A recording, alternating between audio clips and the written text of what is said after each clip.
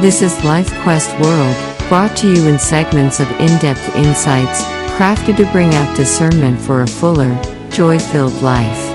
Purpose gives life direction, and enables one to navigate through the complex mazes of reality, empowering one to move forward undeterred, unhindered, unafraid. The leaders of Jesus' day were seeking for a sign that he is the promised one.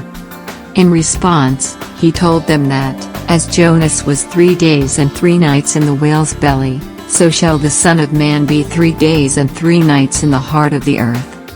This was in reference to his death and resurrection, of which he pointed out to his disciples that he would be slain, and be raised the 3rd day. The story of Christ's life, death, and resurrection, is an account attested by many witnesses. John declares that we saw him with our own eyes and touched him with our own hands. He appeared to them over a period of 40 days after he rose from the dead. The book of Acts points out that Jesus rose from the dead, and many were witnesses to that reality. The disciples knew that if they were giving false testimony, they would be considered false witnesses against God himself and could be punished by death. The accounts of the life and teachings of Jesus were circulating in the presence of knowledgeable people who were hostile to the Christian community. They could have easily refuted the claims made by the New Testament writers.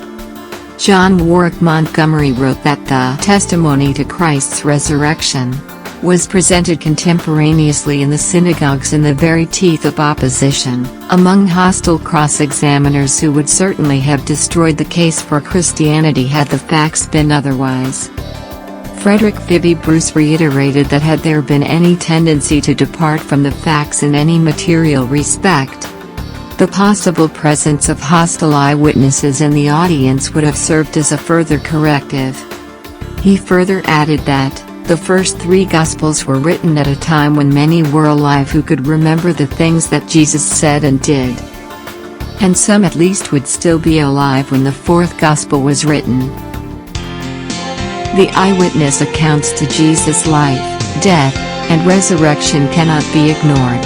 He lived, taught, died, and rose from the dead, so that we may have hope beyond the grave. Wishing you the best in all your pursuits in life.